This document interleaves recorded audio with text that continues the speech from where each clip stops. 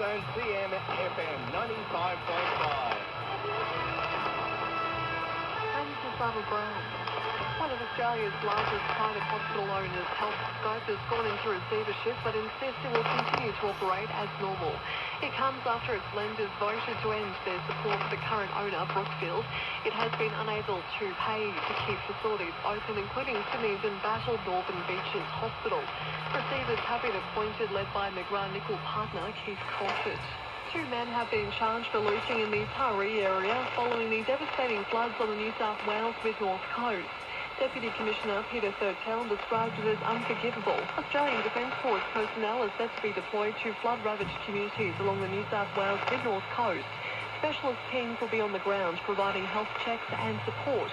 Prime Minister Anthony Albanese says his assistance will play a critical role in both the physical and emotional recovery. New South Wales SES Minister Michael Wassing says floodwaters are still gradually receding ahead of more unpredictable weather. Operational tempo from a response perspective has certainly declined, and that's been a great thing. We've seen that both in the context of the weather as well as the number of flood rescues and responses that we've seen in the last 24 hours.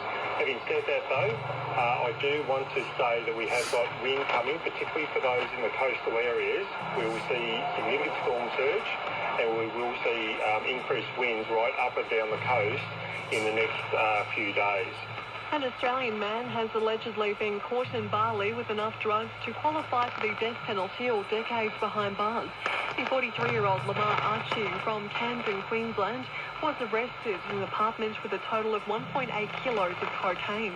The drugs have an estimated street value of $1.1 million and were concealed inside chocolate boxes.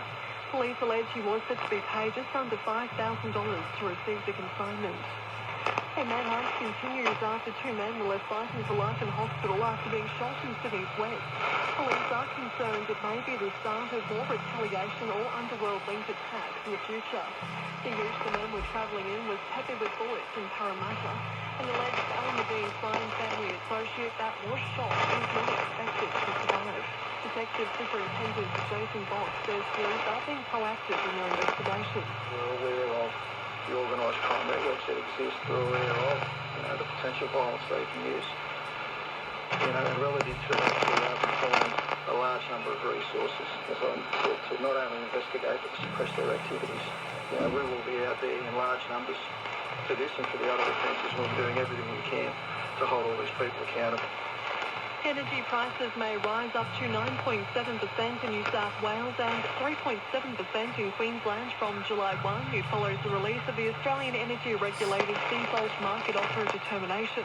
Jay Coonan from the Anti-Poverty Centre says households need more government assistance. What we will see as a result is more people in debt to their energy retailers, but also more people relying on credit cards and buy now, pay later in order to meet those energy bills.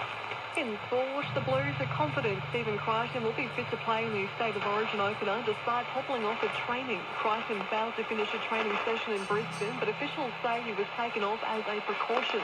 South Sydney's Campbell Graham is on standby to replace him if required. The Sydney Swans have secured the future of three young players. Caden Cleary, Will Edwards and Riek Andrews have extended their contracts with the club until 2027. The trio are the latest young Swans to recommit to the red and white. The AFL has handed Fremantle captain Alex Pearce a 3-match suspension as well as a $10,000 fine. It follows a nasty collision with Darcy Byrne-Jones that left him concussed. The Dockers have indicated they will appeal. Rafael Nadal has broken down in tears after being presented with a farewell ceremony as he hangs up his tennis racket. Roger Federer, Andy Murray and Novak Djokovic all greeted him on court during the farewell ceremony. In finance, oil is worth $62 a barrel. Gold is trading at $3,333 an ounce. $1 Australian dollar is buying 65.14 US cents. This is Super Radio Network News. 2 p.m. weather.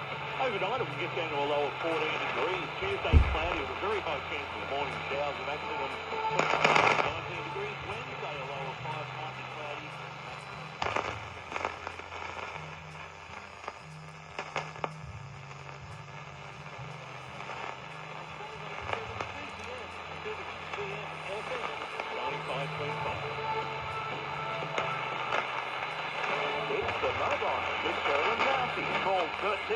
12:69 on the Super Radio Network. Welcome to the second hour of the Nightline. And I'm slowly getting my voice back. Manuka honey. Country the brand. Doesn't matter what brand it is. It's very good stuff. Honey and warm water. I'm finding it's working. I say that now I'm going to cough. Yep, cough button's working. All right, weekday windfall results. Get your pens and papers.